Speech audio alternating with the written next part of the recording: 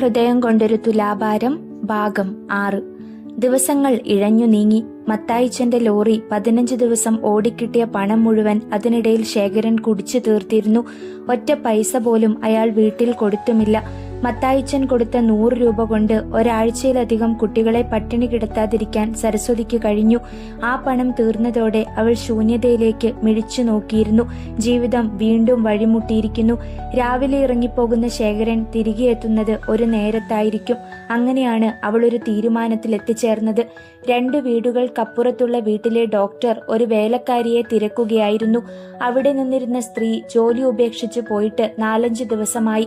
ഈ വിവരമറിഞ്ഞ സരസ്വതി ശേഖരൻ രാവിലെ പോയി കഴിഞ്ഞപ്പോൾ ഡോക്ടറുടെ വീട്ടിലെത്തി. എന്താ, അവൾ എന്തെങ്കിലും സാധനം കടം ചോദിക്കാൻ ചെന്നതായിരിക്കുമെന്ന ഭാവത്തിലായിരുന്നു ഡോക്ടറുടെ ഭാര്യ ചോദിച്ചത്. അവൾ കാര്യം പറഞ്ഞു. വേലക്കാരിയുടെ സ്ഥാനത്ത് അവൾ നിൽക്കാമെന്ന്. പകൽ സമയങ്ങളിൽ ചെന്ന് വീട്ടുജോലികൾ മുഴുവൻ ചെയ്തു കൊടുക്കാം. ഡോക്ടറുടെ ഭാര്യ രജനി ഭർത്താവിനോട് വിവരം പറഞ്ഞു. ഡോക്ടർ നരേന്ദ്രൻ സരസ്വതിയോട് ചോദിച്ചു, ഇനി നിങ്ങളിവിടെ ജോലി ചെയ്യുന്നു എന്ന് പറഞ്ഞ് ശേഖരൻ ഞങ്ങളോട് വഴക്കിന് വരുമോ? ഇല്ല, അദ്ദേഹം അറിയാതെ ഞാൻ നോക്കിക്കൊള്ളാം ഡോക്ടർ. 2 കുഞ്ഞുങ്ങളുടെ ഒട്ടിയ വയറ് കാണുമ്പോൾ എനിക്ക് സഹിക്കാൻ കഴിയുന്നില്ല. സരസ്വതിയുടെ ദുഃഖത്തിൽ രജനി ആത്മാർത്ഥമായും പരിതപിച്ചു.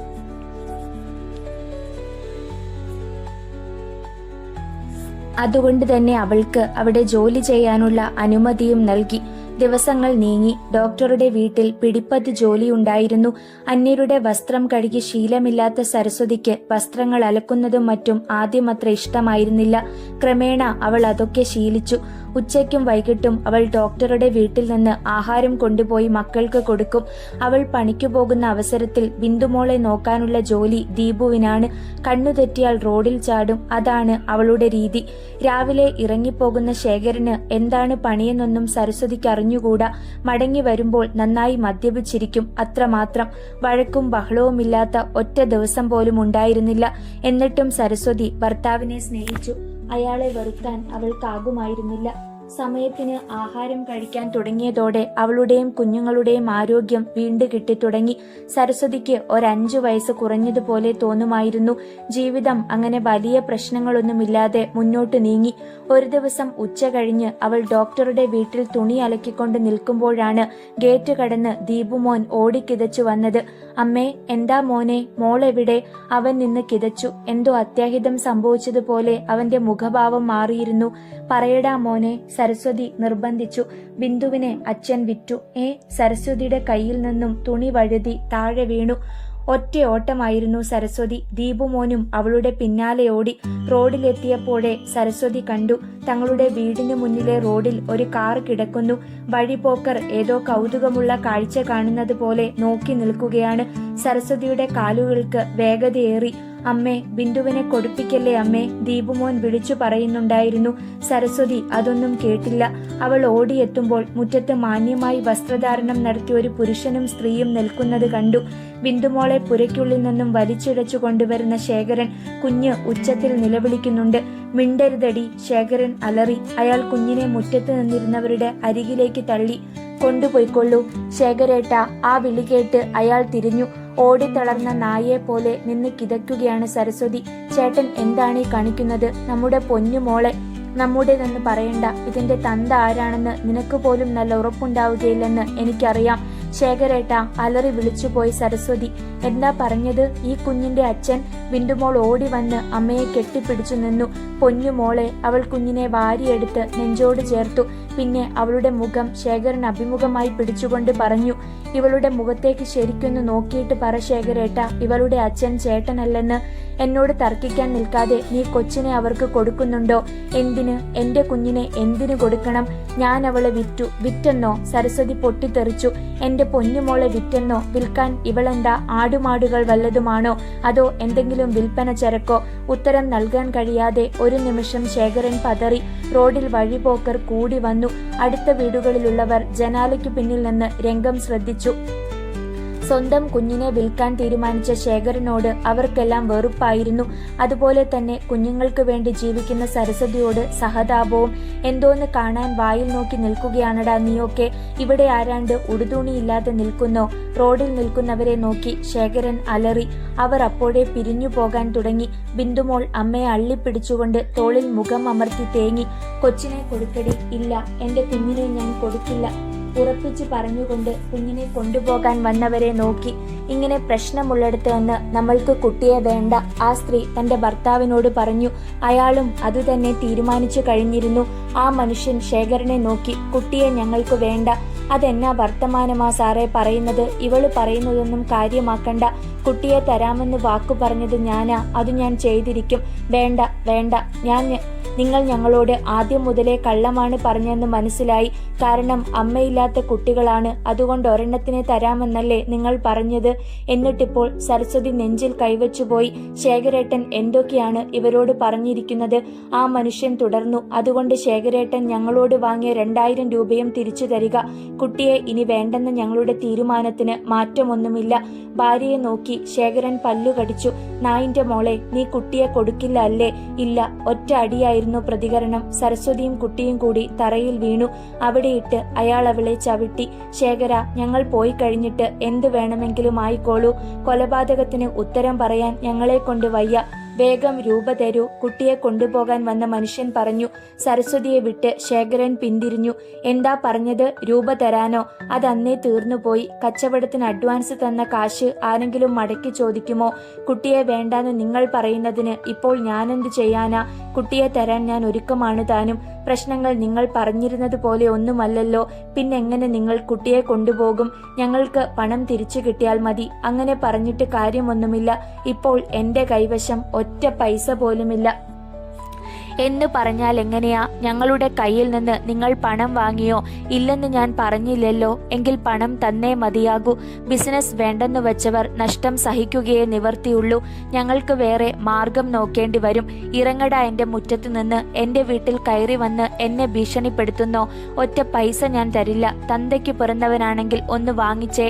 ആ സ്ത്രീ ഭർത്താവിനോട് പറഞ്ഞു. നമുക്ക് പോകാം. ഇവിടെ നിന്നാൽ ഇനി ഇയാളുമായി തല്ലുണ്ടാക്കേണ്ടി വരും.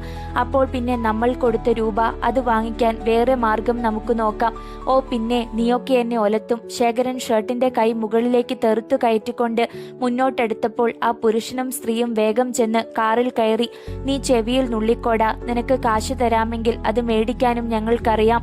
ശേഖരൻ കാറിനടുത്തേക്ക് ഓടി ചെന്നപ്പോഴേക്കും അത് മുന്നോട്ട് നീങ്ങിക്കഴിഞ്ഞിരുന്നു. വർദ്ധിച്ച കലിയോടെ അയാൾ തിരികെ വന്നു. ബിന്ദുമോളെ കെട്ടിപ്പിടിച്ചെന്ന സരസ്വതിയുടെ ശരീരത്തിൽ പറ്റിപ്പിടിച്ചിരുന്നു ദീപു. അപ്പോൾ ചുവന്ന കണ്ണുകളുമായി അച്ഛൻ അടുത്തേക്ക് വരുന്നത് കണ്ടപ്പോൾ കുട്ടികൾ വിറയ്ക്കാൻ തുടങ്ങി. സരസ്വതി ആകട്ടെ ഒരു വിധത്തിലാണ് തറയിൽ നിന്ന് എണീറ്റത്. അവളുടെ അടിവയറ്റിൽ പൊട്ടിപ്പിളരുന്ന വേദനയായിരുന്നു. ശേഖരൻ ചവിട്ടിയതാണ്. അമ്മയും മക്കളും ഇപ്പോൾ ഇവിടെ നിന്ന് ഇറങ്ങിക്കൊള്ളണം. ശേഖരന്റെ കടുത്ത കൽപ്പന. സരസ്വതി ദയനീയമായി ഭർത്താവിനെ നോക്കി. ഇന്ന് ഞാൻ തിരികെ വരുമ്പോൾ ഇവിടെ ആരെങ്കിലും ഉണ്ടെങ്കിൽ. മുണ്ട് മടക്കി കുത്തി ശേഖരൻ വീണ്ടും റോഡിലേക്ക് ഇറങ്ങി നടന്നുപോയി. ആശയറ്റവളെ പോലെ സരസ്വതി തളർന്നു നിന്നു.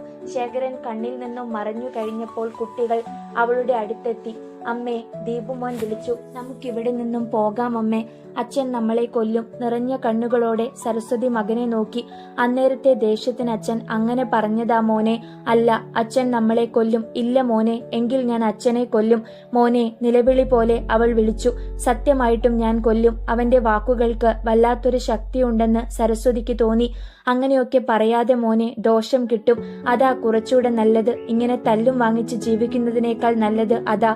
ഒരു പ്രായപൂർത്തിയായ മനുഷ്യൻ സംസാരിക്കുകയാണെന്ന് സരസ്വതിക്ക് തോന്നി. അതോടെ വല്ലാത്തൊരു ഭീതി അവളെ വലയം ചെയ്തു. അവൻ എന്തെങ്കിലും അവിവേകം കാട്ടിയാൽ, മോനെ, നിന്റെ അച്ഛനാണ് അദ്ദേഹം. അല്ല, അച്ഛൻ തന്നല്ലേ പറഞ്ഞത് അല്ലെന്ന്?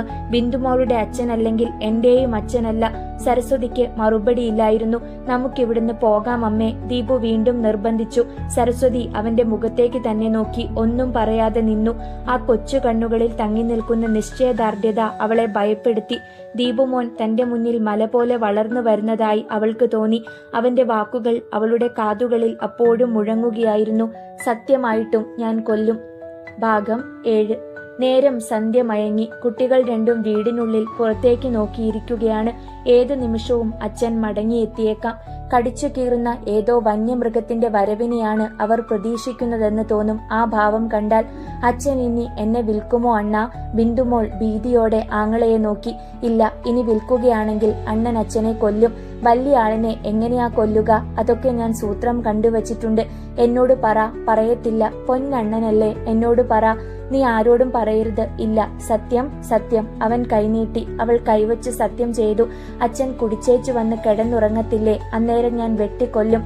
അപ്പോ അണ്ണനെ പോലീസുകാര് പിടിക്കത്തില്ലേ? ഇല്ല, അതെന്നാ, ഞാൻ എവിടേലും ഓടിപ്പോകും. സരസ്വതി കുട്ടികളുടെ ഈ വർത്തമാനമൊന്നും കേൾക്കുന്നുണ്ടായിരുന്നില്ല. അടുക്കളയിൽ എന്തോ ആഹാരമുണ്ടാക്കുകയാണവൾ. ഒരു വിധത്തിലാണ് ഡോക്ടറുടെ വീട്ടിൽ അവൾ കുതിർത്തു വെച്ചിരുന്ന തുണി അലക്കിയിട്ടത്. അടിവയറ്റിലെ വേദന കൂടുകയായിരുന്നു. ഡോക്ടറുടെ ഭാര്യയോടുള്ള സത്യം പറഞ്ഞപ്പോൾ അവർ ഡോക്ടറിൽ നിന്നും എന്തോ ഗുളികകൾ വാങ്ങി നൽകി. അത് കഴിച്ചു കഴിഞ്ഞാണ് നേരിയ ആശ്വാസം തോന്നിയത്. ജോലിയെല്ലാം തീർത്ത് അവൾ ഇപ്പുറത്ത് വരുമ്പോഴും കുട്ടികൾ റോഡിലേക്ക് നോക്കിയിരിപ്പാണ്. എന്താ മക്കളെ, അച്ഛൻ വരുന്നോന്ന് നോക്കുവായിരുന്നു. ദീപുവിന്റെ വാക്കുകളിൽ നിറഞ്ഞു നിന്ന ഭീതി സരസ്വതി അറിഞ്ഞു. അച്ഛൻ എപ്പോഴെങ്കിലും വരട്ടെ, നിങ്ങൾ വന്ന് ആഹാരം കഴിക്ക്. ഉറക്കം വരുന്നില്ലേ? ഇല്ല, ബിന്ദുവാണ് പറഞ്ഞത്. അച്ഛൻ വന്നു കൊല്ലും. വളരെ നിർബന്ധിച്ചിട്ടാണ് കുട്ടികൾ ആഹാരം കഴിക്കാൻ എണീറ്റത്. കൈ കഴുകി അടുക്കളയിൽ അവർ ചമ്രം പടിഞ്ഞിരുന്നു. സരസ്വതി അവർക്ക് മുന്നിൽ പ്ലേറ്റുകൾ വെച്ച് ചോറ് വിളമ്പി കറി ഒഴിച്ചു കൊടുത്തു. ഡോക്ടറുടെ വീട്ടിൽ ജോലിക്ക് പോയില്ലായിരുന്നുവെങ്കിൽ ഇപ്പോൾ കുഞ്ഞുങ്ങൾ പട്ടിണി കിടന്നു ശരിയായേനെ. അവർ ചോറുണ്ണുന്നത് നോക്കി അവൾ നിന്നു. കുട്ടികൾ 2 or 3 ഉരുളകൾ വീതം കഴിച്ചു കാണും. പെട്ടെന്നാണ് വാതിൽക്കൽ നിന്ന് ഗർജനം കേട്ടത്. ഞാൻ വരുമ്പോൾ ഇവിടെ കണ്ടുപോകരുതെന്ന് പറഞ്ഞിട്ട് ഇവിടെ സദ്യയൊരുക്കും ഊട്ടുമൊക്കെയാണല്ലേടി. സരസ്വതി ഞെട്ടിത്തിരിഞ്ഞു. കുട്ടികൾ വായിലേക്ക് വെച്ച് ചോറ് കഴിക്കാതെ സ്തംഭിച്ചിരുന്നു. ബിന്ദുമോൾ അറിയാതെ മൂത്രമൊഴിച്ചുപോയി. അപ്പോൾ ബാക്കിയുള്ളവൻ പറയുന്നതിന് ഇവിടെ യാതൊരു വിലയുമില്ലെന്നായി അല്ലേടി? ചേട്ടൻ പറയുന്നതിനല്ലാതെ മറ്റാര് പറയുന്നതിനാ പിന്നെ വില? സരസ്വതി അനുനയത്തിൽ സംസാരിച്ചു. എങ്കിൽ പിന്നെ നീയും പിള്ളേരും ഇവിടെ നിന്ന് ഇറങ്ങിക്കൊള്ളണമെന്ന് ഞാൻ പറഞ്ഞിട്ട് അനുസരിക്കാതിരുന്നതെന്താടി? ശേഖരൻ വേച്ച് അകത്തേക്ക് കയറി. ഞങ്ങൾ മറ്റെവിടെ പോകാനാ ശേഖരേട്ട? അതൊന്നും എനിക്കറിയത്തില്ല. ഇതെന്റെ വീടാ. ഇവിടെ ആരൊക്കെ താമസിക്കണമെന്നും വേണ്ടെന്നും തീരുമാനിക്കുന്നത് ഞാനാ. ചേട്ടനിരിക്കെ, ഞാൻ ഊണ് വിളമ്പാം. അങ്ങനെ എന്നെ കുപ്പിയിലിറക്കാമെന്ന് നീ വിചാരിക്കണ്ടടി. ശേഖരന് വാക്കൊന്നേ ഉള്ളൂ, ഉടനെ ഇറങ്ങണം. അയാൾ പിന്തിരിഞ്ഞു പുറത്തേക്കിറങ്ങി. എന്തിനുള്ള പുറപ്പാടാണെന്ന് ആർക്കും പിടികിട്ടിയില്ല. തിരികെ വന്നത് കൈ നിറയെ മണ്ണുമായാണ്. അതെല്ലാം കുഞ്ഞുങ്ങളുടെ ചോറിലേക്കിട്ടു. ചേട്ടാ, തകർന്ന ശബ്ദത്തിൽ സരസ്വതി വിളിച്ചു. നമ്മുടെ കുഞ്ഞുങ്ങൾ. നായിന്റെ മോളെ, കൊന്നുകളയും എല്ലാത്തിനെയും ഞാൻ. ശേഖരനെ ആർക്കും ശരിക്കറിയത്തില്ല. അയാൾ ദീപുവിനെ നേരെ തിരിഞ്ഞു. ഇനി നല്ലതുപോലെ ഇളക്കി വാരി തിന്നടാ. അവൻ മിഴിച്ചിരുന്നു. തിന്നോടാ. കുഞ്ഞിക്കണ്ണുകൾ നിറഞ്ഞു തുളുമ്പി. പറഞ്ഞാൽ അനുസരിക്കത്തില്ലേടാ? ചോദിച്ചതും അയാൾ തറയിലിരുന്നിട്ട് അവന്റെ കവിളിൽ വിരലുകൾ അമർത്തി. അവന്റെ വായ തുറന്നുപോയി. അയാൾ മണ്ണും ചോറും ഇടകലർന്നത് ഒരു പിടി വാരി അവന്റെ വായിലേക്ക് തള്ളി. തിന്നടാ എന്റെ അമ്മച്ചിയെ. ബിന്ദു നിലവിളിച്ചുകൊണ്ട് ചാടി എണീറ്റ് സരസ്വതിയുടെ അരികിലേക്കോടി. ചേട്ടാ, മോനെ വിട്. സരസ്വതി ശേഖരന്റെ കൈ വിടുവിക്കാൻ ശ്രമിച്ചെങ്കിലും കഴിഞ്ഞില്ല. കുഞ്ഞു കുതറുന്നുണ്ട്. പക്ഷെ ആ ബലമുള്ള കൈകളിൽ നിന്ന് രക്ഷപ്പെടുവാൻ അവന് കഴിയുന്നില്ല. അവന്റെ കണ്ണുകൾ തള്ളി. ശേഖരൻ അവനെ ഒരു വശത്തേക്ക് തള്ളിയിട്ടിട്ട് എഴുന്നേറ്റു. അവൻ 1 മിനിറ്റ് അങ്ങനെ തന്നെ കിടന്നുപോയി. പിന്നെ മണ്ണും ചോറും കൂടി തുപ്പിക്കളഞ്ഞപ്പോൾ അതോടൊപ്പം ചോരയും ഉണ്ടായിരുന്നു. ശേഖരൻ പിന്തിരിഞ്ഞു. അരയിൽ നിന്നും ഒരു ചാരായക്കുപ്പി വലിച്ചെടുത്തു. ഒരു ഗ്ലാസ്സിലേക്ക് അത് പകർന്നു. ദീപുവിന്റെ കണ്ണുകളിൽ അവിടെ കിടന്നിരുന്ന ഒരു വെട്ടുകത്തി ഉടക്കി. പിന്നെയെല്ലാം പെട്ടെന്നായിരുന്നു. ശേഖരൻ ഗ്ലാസ് ചുണ്ടോടടുപ്പിക്കുമ്പോൾ അവൻ ഞൊടിയിടയിൽ വെട്ടുകത്തി കടന്നെടുത്ത് ഒറ്റ വെട്ടായിരുന്നു. എന്റെ അയ്യോ, നിലവിളിച്ചു പോയി ശേഖരൻ. മോനെ, സരസ്വതി അമ്പരപ്പോടെ വിളിച്ചു. കൊല്ലും ഞാൻ. അവൻ വീണ്ടും വെട്ടി. ശേഖരൻ അവനെ പിടിക്കുവാൻ തിരിഞ്ഞു. പെട്ടെന്ന് അവൻ വെട്ടുകത്തി കളഞ്ഞിട്ട് പുറത്തേക്കൊരു ഓട്ടം വെച്ചുകൊടുത്തു. നിൽക്കട അവിടെ. ശേഖരൻ പിന്നാലെ കുതിച്ചു. പക്ഷേ ദീപുവിനെ കണ്ടെത്താനായില്ല. അവൻ ഇരുളിൽ എവിടെയോ മറഞ്ഞു കഴിഞ്ഞിരുന്നു. എടാ, എവിടെയുണ്ടെങ്കിലും ഇവിടെ വരാനാ പറഞ്ഞത്, അല്ലെങ്കിൽ നിന്നെ ഞാൻ ശരിയാക്കും. ശേഖരൻ അലറി. അതിന് പ്രതികരണമൊന്നും ഉണ്ടായില്ല. അവൻ അയാളുടെ മുന്നിൽ വന്നതുമില്ല. സരസ്വതിയുടെ ഹൃദയം വിങ്ങി. അവൾ മണ്ണെണ്ണ വിളക്കുമായി ശേഖരന്റെ അടുത്തേക്ക് വന്നു. കണ്ടോടി നിന്റെ മുടിഞ്ഞ സന്തതി കാട്ടിയിരിക്കുന്നത്. അയാൾ തന്റെ പുറം വിളക്കിനഭിമുഖമായി പിടിച്ചു. ചോര മുണ്ടിനെ നനച്ചുകൊണ്ട് ഒഴുകുകയാണ്. നേരം പുലരുന്നത് വരെ നിറഞ്ഞ ഉത്കണ്ഠയായിരുന്നു സരസ്വതിക്ക്. ദീപുമോൻ എവിടെയായിരിക്കും? ശേഖരനെ പേടിച്ച് എവിടെയോ മറഞ്ഞിരിക്കുകയാണെന്ന് അവൾക്കറിയാം. എന്നാലും രാത്രിയിൽ കൊച്ചു കുഞ്ഞല്ലേ അവൻ. ബിന്ദു അവൾക്കരികിൽ കിടന്നുറങ്ങുന്നു. സരസ്വതിക്ക് ഉറങ്ങാനേ കഴിയുന്നില്ല. എങ്ങനെ ഉറങ്ങും? ശേഖരൻ ആശുപത്രിയിൽ പോയിരിക്കുന്നു. മുറിവിലൂടെ ഒരുപാട് ചോര നഷ്ടമായിട്ടുണ്ട്. എന്നാലും ദീപുമോന് എങ്ങനെ ഇതിനുള്ള ധൈര്യം വന്നുവെന്നാണ് സരസ്വതിക്ക് മനസ്സിലാകാത്തത്. ഒരുപക്ഷെ അവന്റെ കൊച്ചു മനസ്സിൽ മറ്റൊരു മാർഗവും തെളിഞ്ഞിട്ടുണ്ടാവില്ല. സരസ്വതി പതിയെ എണീറ്റു. മുറ്റത്ത് വന്നു നിന്ന് അധികം സ്വരമുയർത്താതെ വിളിച്ചു, മോനെ, ദീപുമോനെ. മറുപടിയില്ല. അവ്യക്തമായ ഒരു ഭീതി അവളെ വലയം ചെയ്യുകയായിരുന്നു. തന്റെ പൊന്നുമോൻ. എന്തു വന്നാലും തനിക്ക് ആരെയും ഉപേക്ഷിക്കാൻ കഴിയുകയില്ലെന്ന് അവൾക്കറിയാമായിരുന്നു. തിരികെ അകത്തു കയറി കുഞ്ഞിനോടൊപ്പം കിടക്കുമ്പോഴും അവൾ ദീപുമോന്റെ കാലൊച്ചയ്ക്കു വേണ്ടി കാതോർത്തു. നേരം പുലർന്നു. അമ്മേ, ബിന്ദുമോൾ വിളിച്ചപ്പോഴാണ് അവൾ കണ്ണു തുറന്നത്. ചുറ്റും പകച്ചു നോക്കി. എപ്പോഴാണ് താൻ ഉറങ്ങിയത്? പുലർച്ചെ കോഴി കൂവുന്നത് താൻ വ്യക്തമായി കേട്ടിരുന്നു. അറിയാതെ കണ്ണുകൾ അടഞ്ഞു പോവുകയായിരുന്നു. ശേഖരേട്ടനും മടങ്ങി വന്നില്ല. ദീപുമോനും എത്തിയിട്ടില്ല. സരസ്വതി വേഗം എണീറ്റു. മുറ്റത്ത് വന്ന് ചുറ്റും നോക്കി. അവിടെ എങ്ങും ദീപു ഉണ്ടായിരുന്നില്ല. പിന്നെ അവൻ എവിടെ പോയി? സരസ്വതിയുടെ ചുവടുകൾ അറിയാതെ കിണറ്റിൻ കരയിലേക്ക് നീണ്ടു. അവൾ മിടിക്കുന്ന ഹൃദയത്തോടെ കിണറ്റിലേക്ക് നോക്കി. ഇല്ല, താൻ ഭയന്നിരുന്ന പോലെ ഒന്നും സംഭവിച്ചിട്ടില്ല. അവനെ ഒന്ന് തിരക്കാൻ താൻ ആരോട് പറയും? തന്നെ ഒന്ന് സഹായിക്കാൻ ആരുമില്ലല്ലോ. ശേഖരേട്ടൻ എന്തേ മടങ്ങി വന്നില്ല? മുറിവ് കൂടുതൽ ഉണ്ടാവുമോ? സരസ്വതി വിഹ്വലയായി. അമ്മേ, അണ്ണൻ എന്തേ അമ്മേ? കുഞ്ഞുമോൾ ചിണുങ്ങാൻ തുടങ്ങി. എനിക്ക് അണ്ണനെ കാണണം. അണ്ണൻ വരും മോളെ. ഇല്ല, അച്ഛൻ അണ്ണനെ കൊന്നു. സരസ്വതി ഞെട്ടി. ഇനി രാത്രിയിൽ ശേഖരേട്ടൻ ദീപുവിനെ കണ്ടിട്ടുണ്ടാവുമോ? അങ്ങനെയെങ്കിൽ ഈശ്വര, ആഹാരമൊന്നും പാകം ചെയ്യാൻ അവൾക്ക് തോന്നിയില്ല. എന്തോ ഇത്തിരി ഉണ്ടാക്കി മോൾക്ക് കൊടുത്തു. ഇരുന്നിട്ട് ഇരിപ്പുറയ്ക്കുന്നില്ല. ആരെക്കുറിച്ചും ഒരു വിവരവും കിട്ടുന്നില്ലല്ലോ. അവൾ ഡോക്ടറുടെ വീട്ടിൽ അന്ന് പോകുന്നില്ലെന്ന് വച്ചു. 10 മണിയായി കാണും. ഒരു പോലീസ് ജീപ്പ് റോഡിൽ വന്നു നിന്നു. നേരത്തെ ശേഖരനെ പിടിച്ചുകൊണ്ടുപോയ ഇൻസ്പെക്ടറും പോലീസുകാരും മുറ്റത്തെത്തി. ശേഖരൻ എവിടെയടി? ഹെഡ് കോൺസ്റ്റബിൾ തിരക്കി. എനിക്കറിയത്തില്ല സാറേ, ഇന്നലെ രാത്രിയിൽ പോയതാ. സത്യമാണല്ലോ? ആണു സാറേ.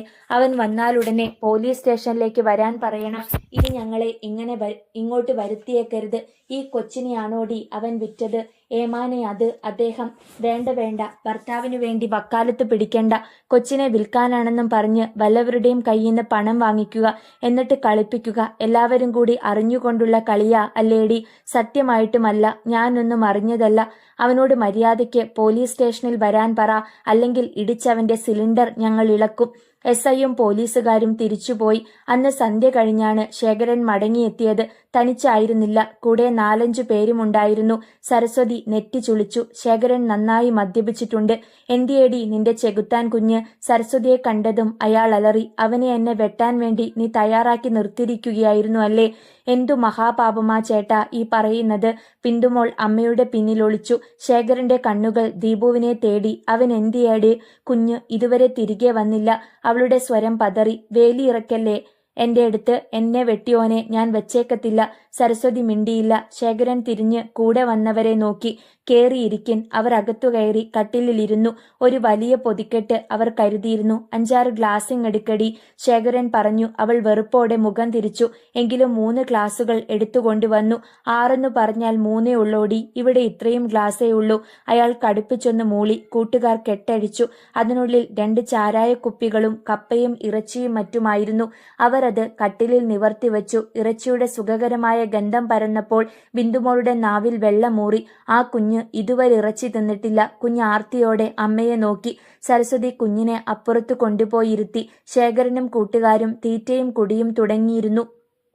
സരസ്വതി, എടി സരസ്വതി, അവൾ വിളിച്ചു. എന്തോ പിറുപിറുത്തുകൊണ്ട് അവൾ അപ്പുറത്തേക്ക് ചെന്നു. എന്താടി നിന്റെ മുഖത്തിനൊരു കനം? അവൾ മറ്റെവിടെയോ നോക്കി നിന്നു. ശേഖരൻ പറഞ്ഞു, ഇവരൊക്കെ എന്റെ കൂട്ടുകാരാ. ഇവരിനിയും ഇവിടെ വന്നെന്നിരിക്കും. നിനക്ക് പ്രശ്നം വല്ലതുമുണ്ടോ?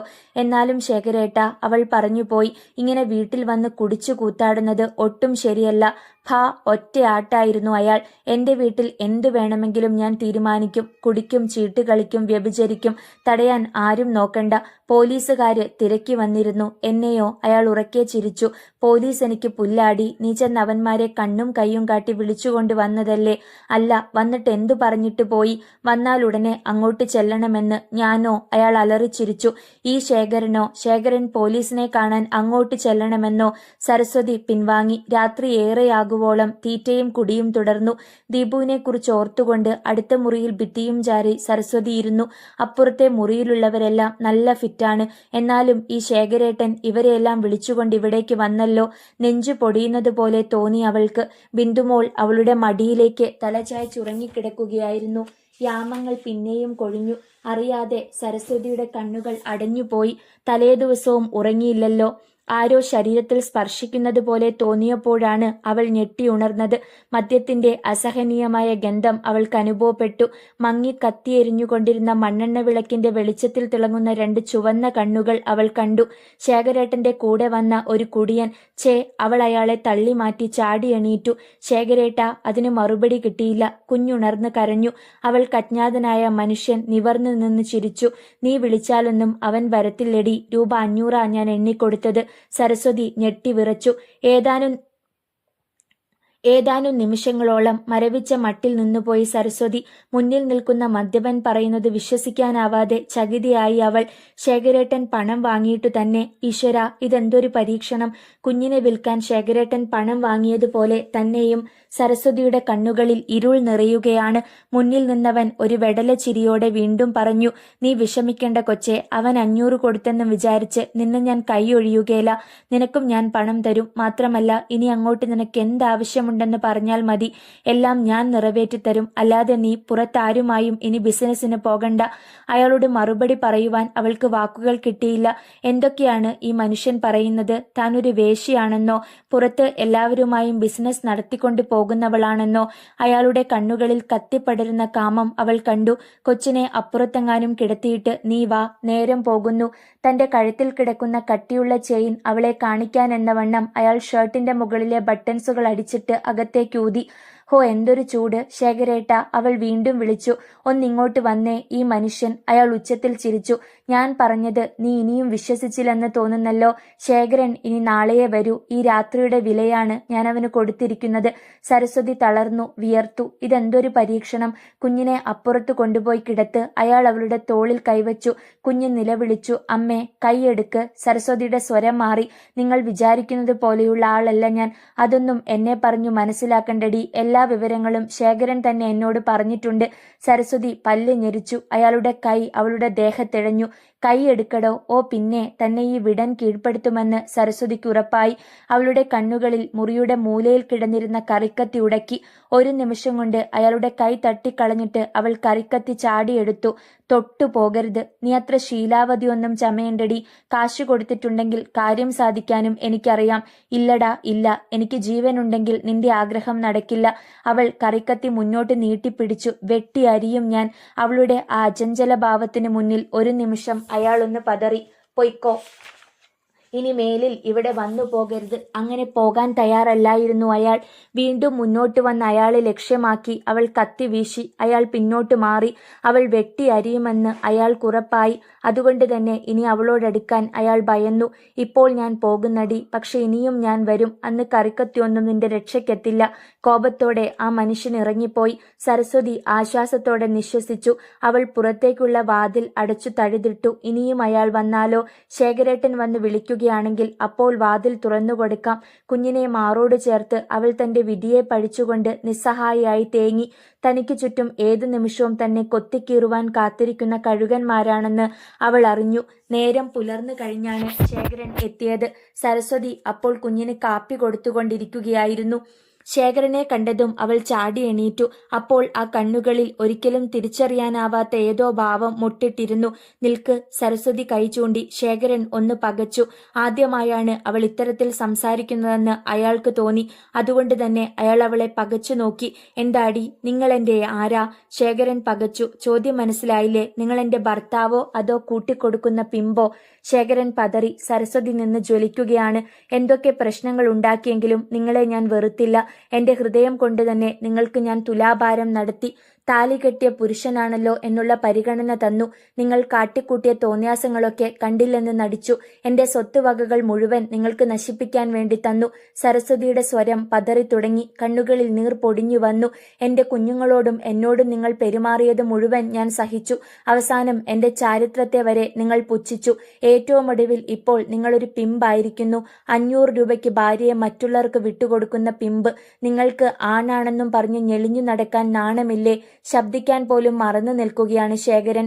ഇത്രയും കാലം നിങ്ങളെ സ്നേഹിച്ചതിന് നിങ്ങൾ അവസാനം എനിക്ക് തന്ന പ്രതിഫലം അസ്സലായി. എനിക്ക് തൃപ്തിയുമായി. ഇതൊരു നല്ല ബിസിനസ് തന്നെയാ. ഭാര്യയുടെ ശരീരം വിറ്റ് ഭർത്താവിന് കള്ളു കുടിക്കാമല്ലോ. ഇത്രയൊക്കെ ആയിട്ടും ശേഖരൻ മറുപടി ഒന്നും പറഞ്ഞില്ല. ഈ പറയുന്നതൊന്നും തന്നോടല്ലെന്ന ഭാവത്തിൽ നിന്നു. പൊട്ടിക്കരഞ്ഞുകൊണ്ട് സരസ്വതി പിൻവാങ്ങി. ശേഖരനൊരു ബീഡിക്ക് തീ കൊളുത്തിക്കൊണ്ട് കട്ടിലിരുന്നു. എന്തോ ആലോചിച്ചു. പിന്നെ കുറച്ചു കഴിഞ്ഞപ്പോൾ ഇറങ്ങിപ്പോവുകയും ചെയ്തു. അതും കഴിഞ്ഞ് അരമണിക്കൂർ പിന്നിട്ട് കാണും. വീണ്ടും പോലീസ് ജീപ്പ് എത്തി. ഹെഡ് കോൺസ്റ്റബിൾ വാതിൽക്കൽ വന്നു വിളിച്ചു. എടാ ശേഖര, ഇതുവരെ വന്നിട്ടില്ല സാറേ. സരസ്വതി തല നീട്ടി. സത്യമാണോടി? അതെ സാറേ. ഞാൻ പറഞ്ഞ കാര്യം മറന്നിട്ടില്ലല്ലോ? ഇല്ല. കോൺസ്റ്റബിൾ തിരിഞ്ഞു നടക്കുമ്പോൾ സരസ്വതി ഓർത്തു, താൻ എന്തിനു വേണ്ടിയാണ് ഈ മനുഷ്യനെ രക്ഷിക്കാൻ പാടുപെടുന്നത്. ഭാഗം 10. തുടർന്നും ദിവസങ്ങൾ പ്രത്യേകതകളൊന്നുമില്ലാതെ കടന്നുപോയി. ശേഖരന് പതിവ് പോലെ മദ്യപാനമുണ്ടെങ്കിലും ഇപ്പോൾ വീട്ടിൽ വന്ന് പ്രശ്നമൊന്നും ഉണ്ടാക്കാതെ കിടന്നുറങ്ങും. അതുതന്നെ സരസ്വതിക്ക് ഒരു വലിയ ആശ്വാസമായിരുന്നു. എന്നാൽ എത്ര ദിവസത്തേക്കാണ് മൗനമെന്ന് അവൾക്ക് സംശയമുണ്ടായിരുന്നു. പോലീസ് പലതവണ ശേഖരനെ തേടിയെത്തി. ഭാഗ്യത്തിന് അപ്പോഴൊന്നും അയാൾ സ്ഥലത്തില്ലായിരുന്നു. ഇനി കയ്യിൽ കിട്ടിയാൽ നേരെ പരലോകത്തേക്ക് അയച്ചേക്കാമെന്നാണ് ഹെഡ് കോൺസ്റ്റബിൾ അവസാനം പറഞ്ഞത്. അന്നത്തെ സംഭവത്തിന് ശേഷം അയാൾ കൂട്ടുകാരെ കൂട്ടി കുടിക്കാൻ വന്നിട്ടില്ല. അതും സരസ്വതിക്ക് ആശ്വാസം നൽകി. ദീപുവിനെ കുറിച്ച് മാത്രം യാതൊരു വിവരവുമില്ല. അവൻ ജീവിച്ചിരിപ്പുണ്ടോ മരിച്ചോ എന്ന് പോലും അറിയാൻ കഴിയാതെ സരസ്വതിയുടെ ഹൃദയം തേങ്ങി. കൊച്ചു കുഞ്ഞല്ലേ, വല്ല പിള്ളേരെ പിടുത്തക്കാരുടെയും കയ്യിൽ അകപ്പെട്ടിരിക്കുമോ? അതേക്കുറിച്ച് ചിന്തിക്കാൻ പോലുമുള്ള ശക്തിയില്ലായിരുന്നു സരസ്വതിക്ക്. അങ്ങനെ അകപ്പെട്ടു പോകുന്ന ഒരുപാട് കുട്ടികളുടെ കഥകൾ അവൾ കേട്ടിട്ടുണ്ട്. ഭിക്ഷയെടുപ്പിക്കാൻ വേണ്ടി കുട്ടികളെ കൈകാലുകൾ ഒടിച്ചോ കണ്ണുകൾ ചൂഴ്ന്നെടുത്തോ? ഹോ, അങ്ങനെ ഒരിക്കലും സംഭവിക്കാതിരിക്കട്ടെ. അറിയാവുന്ന ക്ഷേത്രങ്ങളിലൊക്കെ അവൾ നേർച്ചകൾ പറഞ്ഞിട്ടുണ്ട്. പൊന്നുമോൻ ഒന്ന് തിരിച്ചു വന്നാൽ മതിയായിരുന്നു. പതിവ് പോലെ അന്നും അവൾ ശേഖരൻ പോയി കഴിഞ്ഞ ഉടനെ ഡോക്ടറുടെ വീട്ടിലേക്ക് പോകുവാനിറങ്ങി. ഇപ്പോൾ ബിന്ദുമോളെയും കൊണ്ടാണ് അവൾ പോകുന്നത്.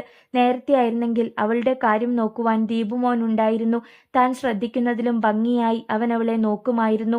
റോഡിലേക്കൊന്നും ഇറങ്ങാതെ, കിണറിനരികിലേക്ക് പോകാതെ, അണ്ണൻ പറയുന്നതിനപ്പുറം അവൾ ഒന്നും ചെയ്യാറുമില്ലായിരുന്നു. ഓർക്കുമ്പോൾ തന്നെ മനസ്സിടിയും. തെരുവുകൾ തോറും ഒട്ടിയ വയറുമായി ആഹാരത്തിന് കൈനീട്ടി നടക്കുന്ന ഒരു കുട്ടിയുടെ രൂപം അവളുടെ മനസ്സിൽ തെളിയും.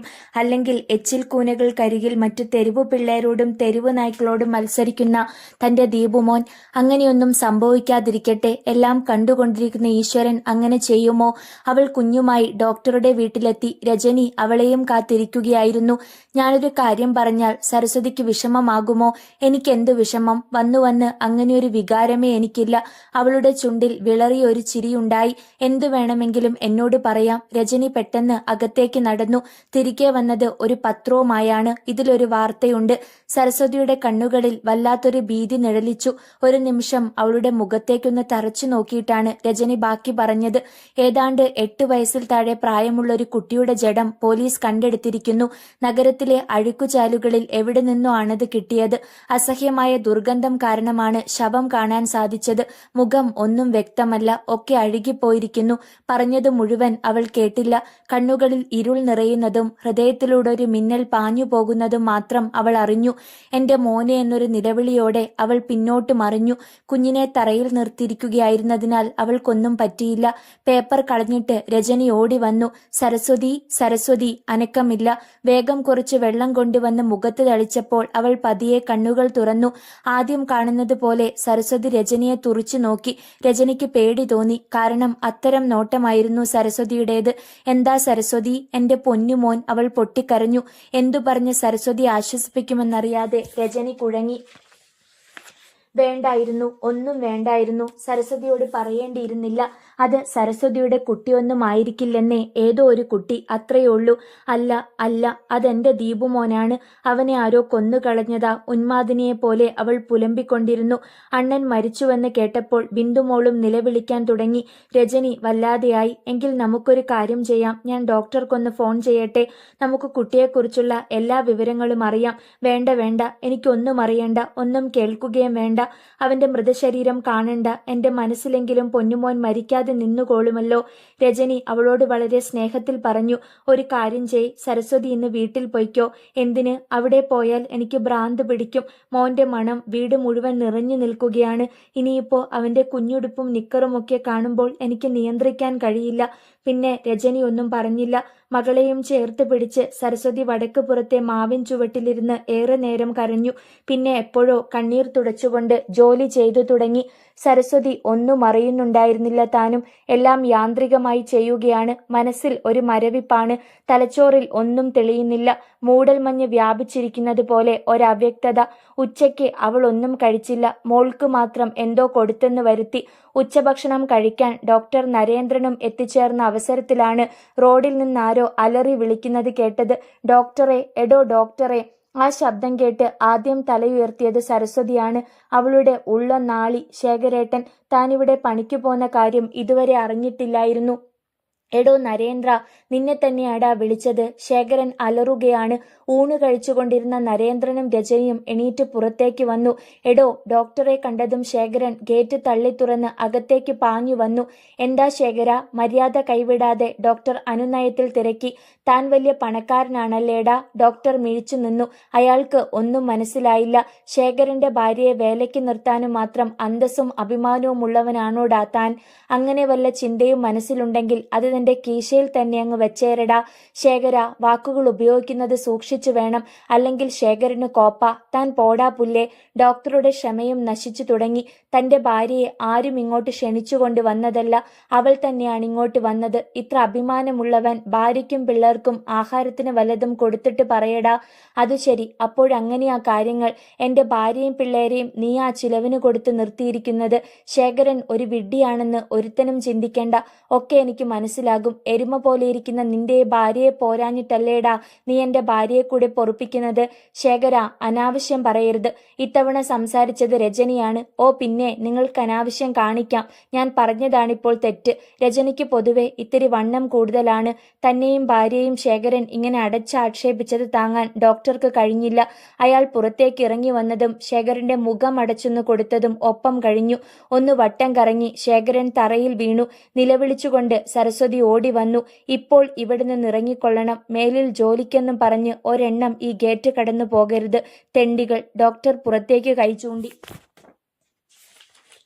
ഡോക്ടർ, വേണ്ട, ഒറ്റ അക്ഷരം പറയണ്ട. തറയിൽ നിന്ന് എണീറ്റ ശേഖരൻ ഭാര്യയുടെ കയ്യിൽ കടന്നു പിടിച്ചു.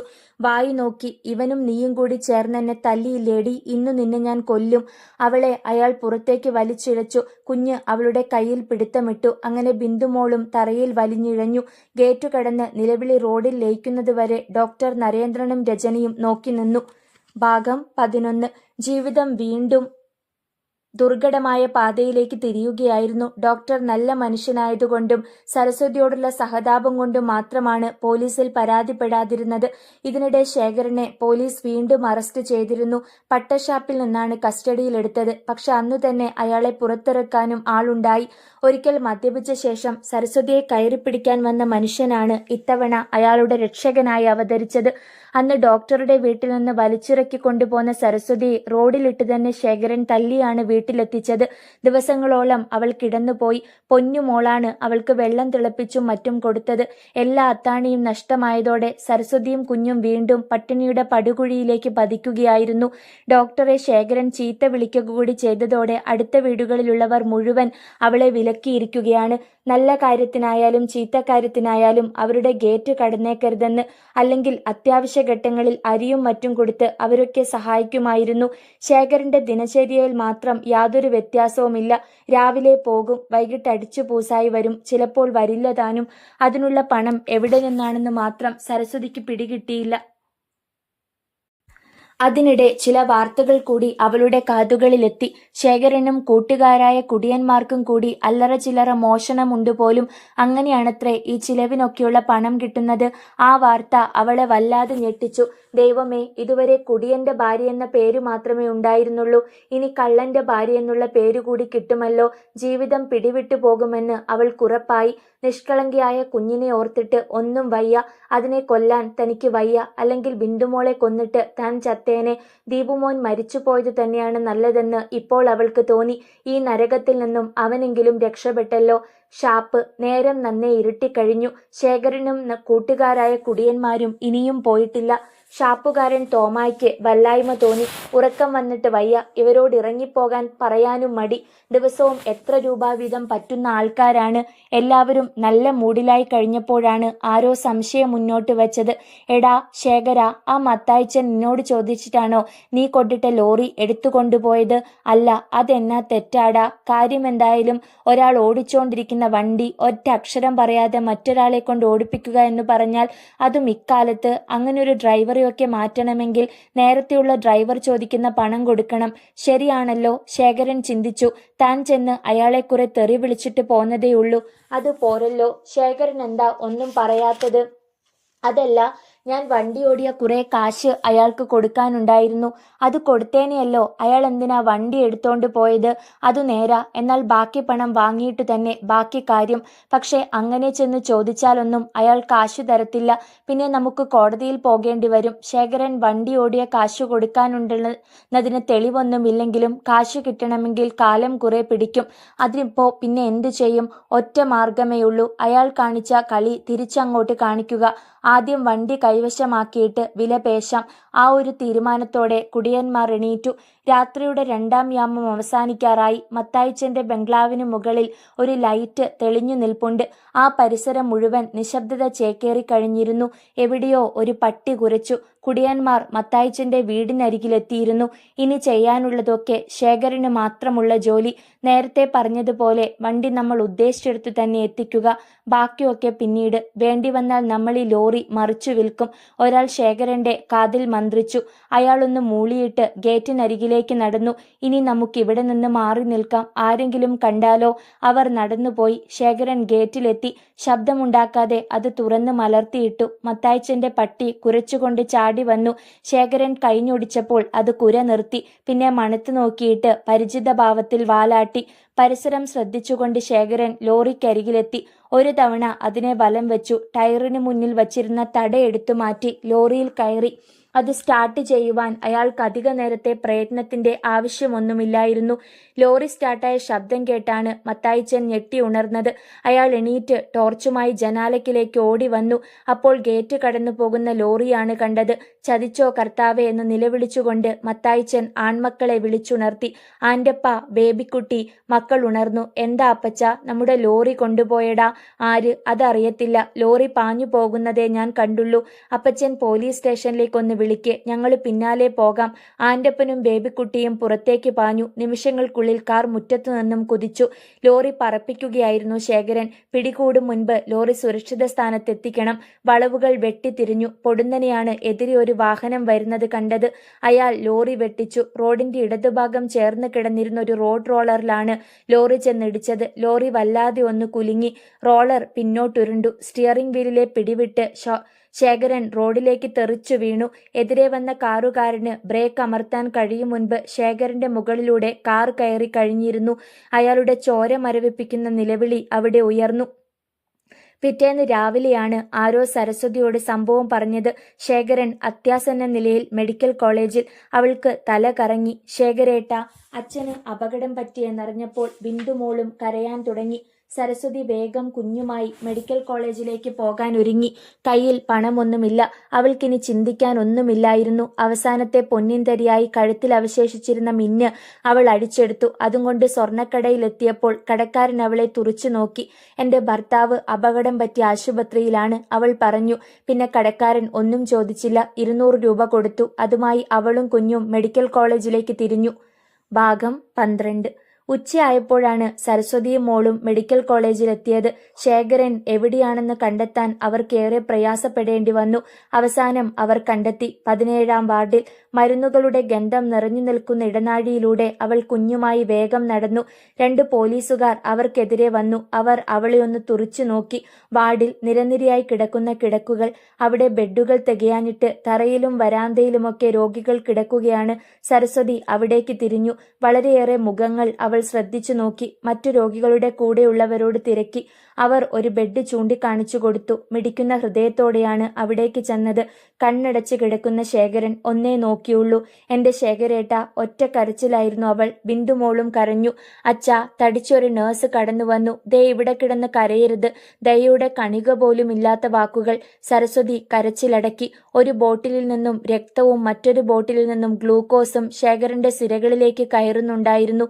ശരീരം മുഴുവൻ ബാൻഡേജാണ്. പൊടുന്നനെയാണ് സരസ്വതിയുടെ കണ്ണുകൾ അയാളുടെ അരയ്ക്ക് കീഴ്പോട്ടുള്ള ഭാഗത്ത് പതിഞ്ഞത്. ഒരു ഷീറ്റുകൊണ്ട് പുതപ്പിച്ചിരുന്ന അവിടെ കാലുകൾ ഉണ്ടായിരുന്നില്ല. അവൾ വിങ്ങിപ്പൊട്ടി. ശേഖരേട്ടന്റെ കാലുകൾ. അദ്ദേഹം ഇനി എങ്ങനെ നടക്കും? അവളെ ഒന്ന് ശ്രദ്ധിച്ചു നോക്കി നേഴ്സ് പറഞ്ഞു. കാലുകൾ മുറിക്കാതെ ഒരു നിവർത്തിയുമില്ലായിരുന്നു. അവൾ ശബ്ദിച്ചില്ല. നേഴ്സ് പോയി കഴിഞ്ഞപ്പോൾ തൊട്ടടുത്ത കിടക്കയിലെ രോഗിയുടെ കൂടെ വന്ന മനുഷ്യൻ പറഞ്ഞു, "അതൊക്കെ ആ നേഴ്സ് കള്ളം പറഞ്ഞതാ. ആവശ്യത്തിന് പണം വാരിക്കോരി കൊടുത്തിരുന്നെങ്കിൽ കാല് മുറിക്കുമായിരുന്നില്ല. വണ്ടി കയറിയ കാല് ഓപ്പറേഷൻ നടത്തുന്നതിനേക്കാൾ എളുപ്പമാണല്ലോ മുറിച്ചു മാറ്റുന്നത്." ശരീരം തളരുകയാണെന്ന് അവൾ അറിഞ്ഞു. ഏറെ നേരം കഴിഞ്ഞാണ് ശേഖരന് സ്വബോധം വീണ്ടുകിട്ടിയത്. പണമുള്ള ഏതെങ്കിലും പേഷ്യന്റ് ആയിരുന്നെങ്കിൽ അവർ ഇന്റൻസീവ് കെയർ യൂണിറ്റിൽ തന്നെ കിടത്തിയിരുന്നേനെന്ന് ആരോ പറയുന്നത് കേട്ടപ്പോൾ സരസ്വതി തല കുനിച്ചു. ബോധം വീണ്ടുകിട്ടിയെങ്കിലും ശേഖരന് വീണ്ടും ബോധം നഷ്ടമായി. അങ്ങനെ 2-3 തവണ കഴിഞ്ഞപ്പോൾ ശേഖരൻ ശരിക്കും കണ്ണു തുറന്നു. ആദ്യമായി ആ കണ്ണുകൾ തറഞ്ഞത് സരസ്വതിയുടെ മുഖത്തായിരുന്നു. ശേഖരൻ അമ്പരന്നു. ചുറ്റും പകച്ചു നോക്കി. "ആശുപത്രിയിലാണ്," സരസ്വതി പതിയെ പറഞ്ഞു. ശേഖരൻ ഞെട്ടി. "താൻ എങ്ങനെ ഇവിടെ എത്തി?" ഓർമ്മകൾ വട്ടം കറങ്ങി. പാഞ്ഞു പോകുന്ന ലോറിയും എതിരെ വന്ന കാറും മനസ്സിൽ തെളിഞ്ഞു. റോഡിന്റെ ഓരം ചേർന്ന് നിർത്തിയിട്ടിരുന്ന റോഡ് റോളർ. ശരിക്കും എന്താണ് സംഭവിച്ചത്? "ശേഖരേട്ട!" സരസ്വതിയുടെ ശബ്ദമാണ് അയാളെ ഉണർത്തിയത്. "വേദനിക്കുന്നുണ്ടോ ഒരുപാട്?" അവളുടെ കണ്ണുകളിലെ നീരിന്റെ തിളക്കം അയാൾ കണ്ടു. എങ്കിലും ഒന്നും പറഞ്ഞില്ല. കണ്ണുകൾ മകളുടെ മുഖത്ത് തറഞ്ഞു. കുഞ്ഞു ചുണ്ടുകൾ വിതുമ്പുന്നു. ശേഖരന് വല്ലായ്മ തോന്നി. 1-2 ദിവസങ്ങൾ പിന്നിട്ടു. സരസ്വതിയും മകളും ആശുപത്രിയിൽ തന്നെയാണ്. 2-ാം ദിവസമായിരുന്നു ശേഖരൻ ആ ഞെട്ടിക്കുന്ന സത്യം അറിഞ്ഞത്.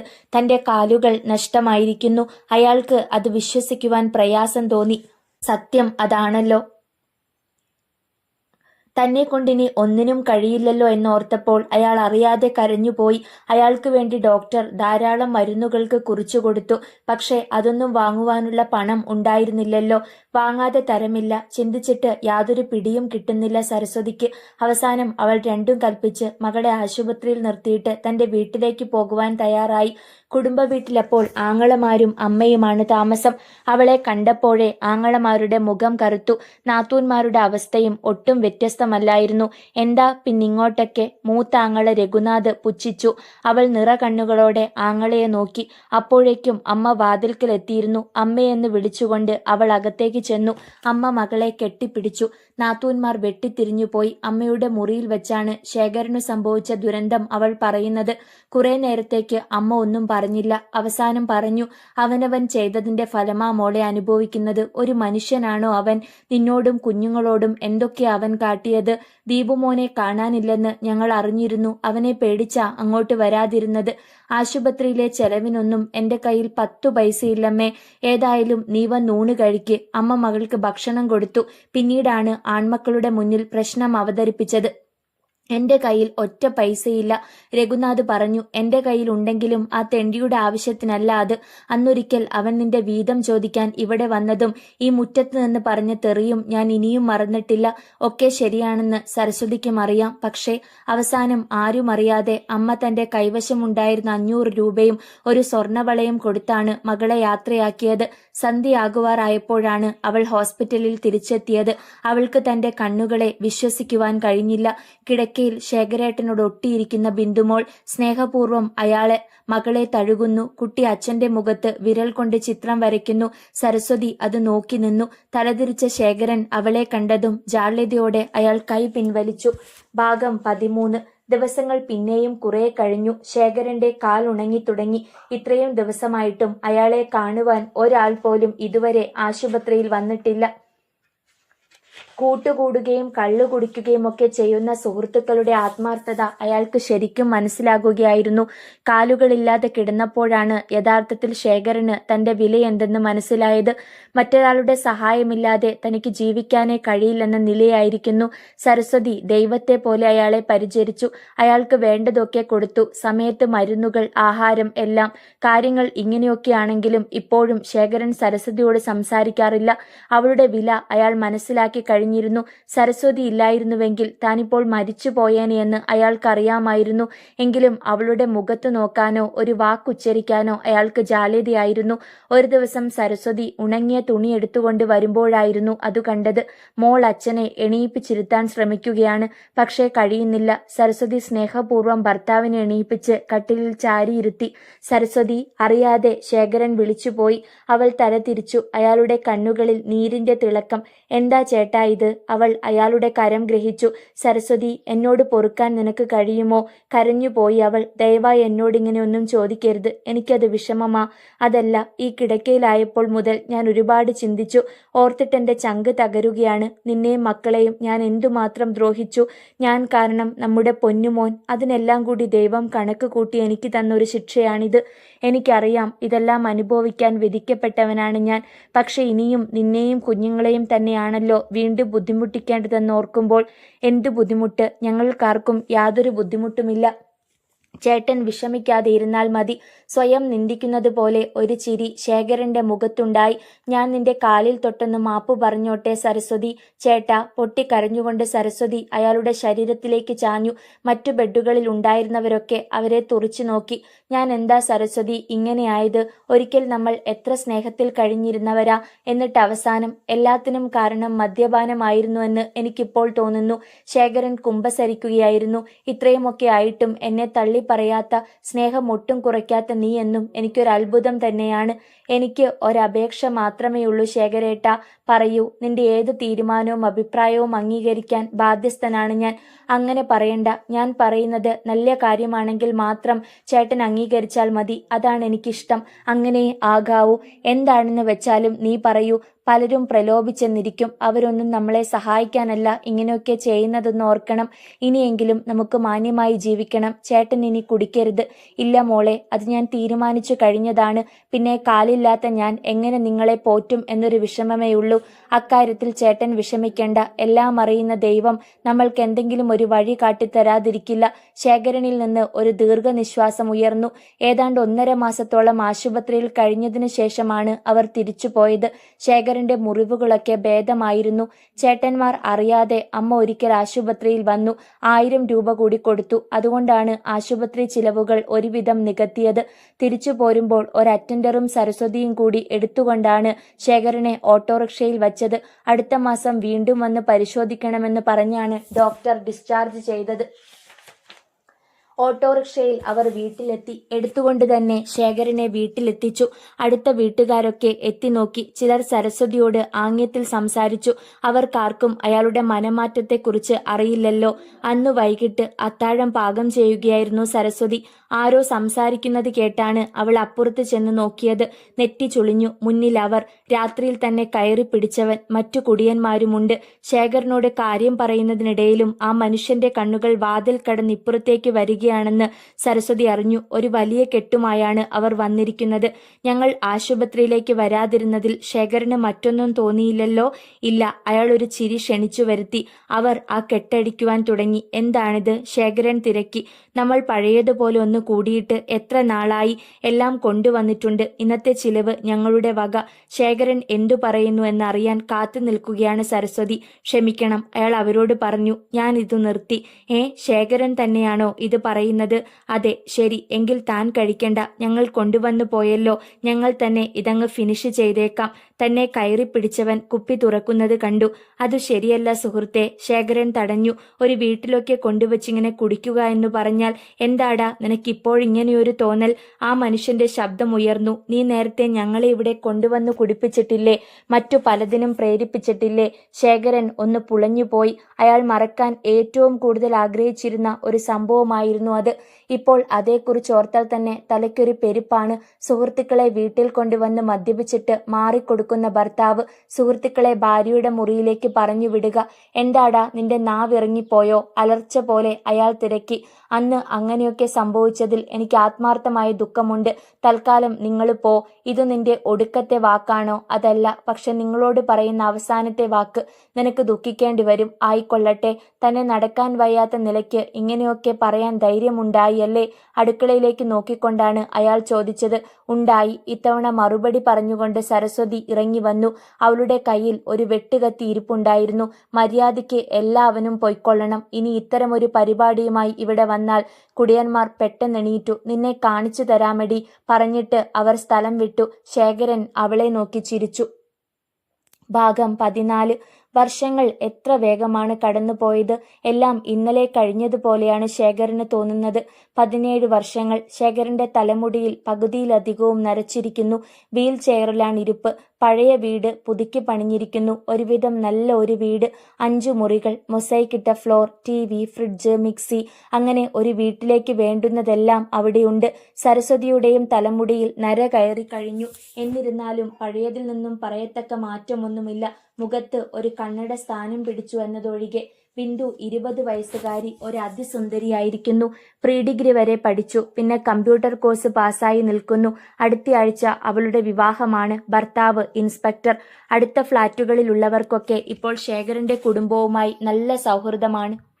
ആക്സിഡന്റിനു ശേഷം നിശേഷം മാറിപ്പോയ ശേഖരനെ ആൾക്കാർ ഇഷ്ടപ്പെടാൻ തുടങ്ങിയത് വർഷങ്ങൾ കഴിഞ്ഞാണ്. ഇന്നത്തെ ഈ ഉയർച്ചയ്ക്കെല്ലാം കാരണം ആക്സിഡന്റ് പറ്റിക്കഴിഞ്ഞ് വീടിന് മുന്നിലുള്ള റോഡ് സൈഡിൽ ശേഖരൻ തുടങ്ങിയ മാടക്കടയാണ്. അതോടൊപ്പം തന്നെ ചെറിയ രീതിയിൽ സ്റ്റേഷനറിയും ഉണ്ടായിരുന്നു. വെറുതെ ഇരുന്ന് ബോറടിക്കാതെ ശേഖരൻ അവിടെ ഇരിക്കുമായിരുന്നു. കൈ എത്തുന്നിടത്തുള്ള സാധനങ്ങളൊക്കെ അയാൾ തന്നെ എടുത്തു കൊടുക്കുമായിരുന്നു. ബാക്കിയുള്ളത് സരസ്വതിയും ബിന്ദുമോളും. കച്ചവടം നഷ്ടമല്ലെന്ന് കണ്ടപ്പോൾ പലചരക്ക് കൂടി തുടങ്ങി. ആ ഭാഗത്ത് മറ്റൊരു കടയില്ലാതിരുന്നതിനാലും ശേഖരനോട് മറ്റുള്ളവർക്ക് സ്നേഹം തോന്നിയതിനാലും എല്ലാവരുടെയും പറ്റുവരവ് അവിടെ നിന്നായി. ആൾക്കാരുടെ ആഗ്രഹമനുസരിച്ച് അതോട് ചേർന്ന് പച്ചക്കറി കടയും തുടങ്ങിയപ്പോൾ മറ്റൊരിടത്തും പോകാതെ അവർക്ക് സാധനങ്ങളൊക്കെ ലഭ്യമാകുമെന്ന അവസ്ഥയായി. പിന്നീടാണ് ബിന്ദുവിനെ സ്കൂളിൽ ചേർത്തതും മറ്റും. അതിനിടെ തന്റെ പേരിലുള്ള കേസുകളൊക്കെ ഒതുക്കി തീർക്കുവാൻ ശേഖരന് കഴിഞ്ഞു. കാലുകൾ നഷ്ടപ്പെട്ട ഒരു മനുഷ്യൻ എന്നുള്ള പരിഗണന അയാൾക്ക് എല്ലായിടത്തും കിട്ടുകയും ചെയ്തു. അവർക്ക് ഒരു നല്ല നിലയായി എന്നറിഞ്ഞപ്പോൾ മുതൽ സരസ്വതിയുടെ ആങ്ങളമാരും അവരുടെ ഭാര്യമാരും സ്നേഹം ഭാവിച്ചെത്തി തുടങ്ങി. ഇന്നവർ അവിടുത്തെ നിത്യ സന്ദർശകരാണ്. സരസ്വതി പറയുന്നതാണ് അവർക്ക് വേദവാക്യം. പണ്ട് ചെറിയ കടയായി തുടങ്ങിയെടുത്ത് ഇന്ന് 3 മുറികളുള്ള ഒരു വാർത്ത കെട്ടിടമാണ്. ഒരു മുറിയിൽ സ്റ്റേഷനറിയും അടുത്ത മുറിയിൽ പച്ചക്കറിയും മൂന്നാമത്തേതിൽ പലചരക്കും. ഇന്ന് എങ്ങനെ നോക്കിയാലും ഒരു ദിവസം 3000 രൂപയിൽ കുറയാതെ വരുമാനമുണ്ട്. മണവാട്ടിക്ക് വേണ്ട വസ്ത്രങ്ങളും ആഭരണങ്ങളുമെല്ലാം എടുത്തു കഴിഞ്ഞു. ക്ഷണവും കഴിഞ്ഞു. ശേഖരൻ എല്ലാം നോക്കിക്കൊണ്ട് സിറ്റൗട്ടിലിരിക്കും. എല്ലാ കാര്യങ്ങളും നടത്തുന്നത് അളിയന്മാരാണ്, രഘുനാഥനും ഉണ്ണിയും. ഈ അവസരത്തിൽ തൻ്റെ മോൻ ജീവനോടെ ഉണ്ടായിരുന്നെങ്കിലെന്ന് പലപ്പോഴും ശേഖരൻ ചിന്തിച്ചിട്ടുണ്ട്. തൻ്റെ ജീവിതത്തിൽ കറുത്തിരണ്ട അത്തരം ചില അധ്യായങ്ങൾ ഇല്ലാതിരുന്നെങ്കിൽ ഒന്നും തനിക്ക് നഷ്ടപ്പെടുമായിരുന്നില്ലെന്ന് അയാൾ ഓർക്കും. സ്വയം പഴിക്കും. വിവാഹ ദിവസം അടുത്തു വന്നുകൊണ്ടിരുന്നു. നഗരത്തിലെ ഏറ്റവും മികച്ച കല്യാണ മണ്ഡപങ്ങളിൽ ഒന്നാണ് ബുക്ക് ചെയ്തിരിക്കുന്നതെങ്കിലും വീടിനു മുന്നിലും മനോഹരമായൊരു പന്തൽ ഉയർന്നിട്ടുണ്ട്. അത് സരസ്വതിയുടെ ആഗ്രഹമനുസരിച്ചാണ്. വിവാഹമായതോടുകൂടി ബിന്ദു കുറെ കൂടി സുന്ദരിയായിരിക്കുന്നുവെന്ന് സരസ്വതിക്ക് തോന്നി. അവളുടെ കൂട്ടുകാരികളെയെല്ലാം ക്ഷണിച്ചിട്ടുണ്ട്. ദിവസങ്ങൾ പിന്നെയും പിന്നിലേക്ക് മറിഞ്ഞു. വിവാഹത്തിന്റെ തലേനാൾ. ബന്ധുക്കളും സുഹൃത്തുക്കളുമൊക്കെ വീട്ടിൽ നിറഞ്ഞു കഴിഞ്ഞു. സിറ്റൗട്ടിൽ തന്നെ വീൽ ചെയറിൽ ഇരിക്കുകയാണ് ശേഖരൻ. മുന്നിൽ ടീപ്പോയിൽ വെച്ചിരുന്ന താലത്തിൽ നിന്നും അയാൾ വെറ്റിലയെടുത്ത് അതിൽ ചുണ്ണാമ്പ് തേക്കുവാൻ തുടങ്ങി. അളിയന്മാർ 2 പേരും കസേരയിൽ ഇരിപ്പുണ്ട്. നാട്ടുകാര്യങ്ങളും വീട്ടുകാര്യങ്ങളുമൊക്കെ ചർച്ചയ്ക്ക് വന്നു. ഒരു കാറിൽ ക്ഷേത്രത്തിൽ പോയിട്ട് സരസ്വതിയും നാത്തൂന്മാരും ബിന്ദുവും വന്നിറങ്ങി. വിടർന്ന മിഴികളോടെ ശേഖരൻ അത് നോക്കിയിരുന്നു. പൊന്നിൽ കുളിച്ച ഒരു വിഗ്രഹം പോലെ തന്റെ പൊന്നുമകൾ. അയാൾക്ക് അഭിമാനം തോന്നി. ബിന്ദുവിന്റെ ശരീരത്തിൽ കിടന്നിരുന്ന സ്വർണ്ണാഭരണങ്ങൾ അന്തിവയിൽ നാളങ്ങളേറ്റ് മിന്നിത്തിളങ്ങി. കസവ് സാരിയായിരുന്നു അവൾ ധരിച്ചിരുന്നത്. അവരും സിറ്റൌട്ടിലെത്തിയപ്പോഴാണ് ഒരു കാർ കൂടി റോഡിൽ വന്ന് നിന്നത്. ഏവരുടെയും ശ്രദ്ധ അവിടേക്കായി. വിദേശ നിർമ്മിതമായ ഒരു കാർ. അതിന്റെ പിൻസീറ്റിൽ നിന്നും ഒരു യുവാവ് ഇറങ്ങി. സുന്ദരനായ ഒരു യുവാവ്. പാന്റും സ്യൂട്ടുമാണ് വേഷം. 25 വയസ്സിൽ താഴെയേ പ്രായം കാണൂ. ആർക്കും അവനെ മനസ്സിലായില്ല. കഴുത്തിലും കയ്യിലും ഓരോ കട്ടിച്ചെയിൻ. വലിയ പണക്കാരനാണെന്ന് വ്യക്തം. എല്ലാവരും അവനെ തന്നെ നോക്കി നിൽക്കുകയാണ്. ഒരു സ്യൂട്ട് കേസുമായി അവൻ നേരെ വീട്ടിലേക്ക് വരുമ്പോൾ ഡ്രൈവർ കാറിൽ നിന്നും കുറെ പെട്ടികൾ ആയാസപ്പെട്ടിറക്കുകയായിരുന്നു. യുവാവ് സിറ്റൌട്ടിന് മുന്നിലെത്തി. ഓരോ മുഖങ്ങളിലേക്കും മാറി മാറി നോക്കി. സരസ്വതി ഒന്നുകൂടി കണ്ണട നേരെ വച്ചു. ചുളിഞ്ഞ നെറ്റിയോടെ യുവാവിനെ നോക്കി. വല്ലാത്തൊരു വശ്യതയുണ്ടായിരുന്നു ആ മുഖത്തിന്. അവൻ തന്റെ കൂളിംഗ് ഗ്ലാസ് എടുത്തു മാറ്റി. ഓർമ്മയുടെ ഭൂതകാലങ്ങളിൽ എവിടെയോ അടിഞ്ഞുകിടക്കുന്ന കണ്ണുകളാണ് അവന്റേതെന്ന് സരസ്വതിക്ക് തോന്നി. ശേഖരനും ഇമ വെട്ടാതെ അവനെ തന്നെ നോക്കി നിന്നു. യുവാവ് പതിയെ ചിരിച്ചു. എന്നെ ആർക്കും മനസ്സിലായി കാണില്ലെന്നറിയാം പറഞ്ഞുകൊണ്ട് അവൻ സിറ്റൌട്ടിലേക്ക് കയറി. കയ്യിലിരുന്ന ബ്രീഫ് കേസ് സിറ്റൌട്ടിന്റെ കൈവരിയിൽ വച്ച് തുറന്നു. ആർത്തി പൂണ്ട പല കണ്ണുകളും അതിനുള്ളിലേക്ക് പാഞ്ഞു ചെന്നു. അവൻ അതിനുള്ളിൽ നിന്നും റോയൽ സല്യൂട്ടിന്റെ ഒരു ഫുൾ ബോട്ടിൽ മദ്യമെടുത്ത് ടീപ്പോയിൽ ശേഖരന്റെ മുന്നിൽ വച്ചു. പലരുടെയും നെറ്റി ചുളിഞ്ഞു. ഇത് അച്ഛനുള്ള എന്റെ ഒരു ദക്ഷിണയാണ്, ഒരിക്കൽ ചെയ്തു പോയ പാപത്തിനുള്ള പരിഹാരം. ശേഖരൻ മദ്യക്കുപ്പിയിലേക്കും അവന്റെ മുഖത്തേക്കും തുറിച്ചു നോക്കി. ആ മുഖത്ത് വിവിധ ഭാഗങ്ങൾ മിന്നിമറഞ്ഞു. നീ വാക്കുകൾ കിട്ടാതെ ശേഖരൻ പതറി. യുവാവ് തലയണക്കി. ഞാൻ തന്നെ അണച്ച. ദീപു മോനെ, ചാടി എണീക്കണമെന്നുണ്ടായിരുന്നു ശേഖരന്. കഴിയില്ലല്ലോ. അയാൾ കൈകൾ വിടർത്തി. അവൻ ആ കൈകളോട് ചേർന്ന് നിന്നു. മോനെ, നീ അച്ഛനല്ലേടാ മാപ്പ് തരേണ്ടത്. ഞാൻ ഒരത്ഭുതം കാണുന്നത് പോലെ നിൽക്കുകയായിരുന്നു സരസ്വതി. പെട്ടെന്നൊരു നിമിഷത്തിൽ സ്ഥലകാലബോധം വീണ്ടെടുത്തതുപോലെ അവൾ മകന്റെ നേരെ കുതിച്ചു. മോനെ, ഇത്രയും കാലം നീ എവിടെയായിരുന്നടാ? ഒക്കെ പറയാം, സമയമുണ്ടല്ലോ. അവന്റെ കണ്ണുകൾ ബിന്ദുവിലേക്ക് നീണ്ടു. നിനക്കണ്ണനെ ഓർമ്മയുണ്ടോടി?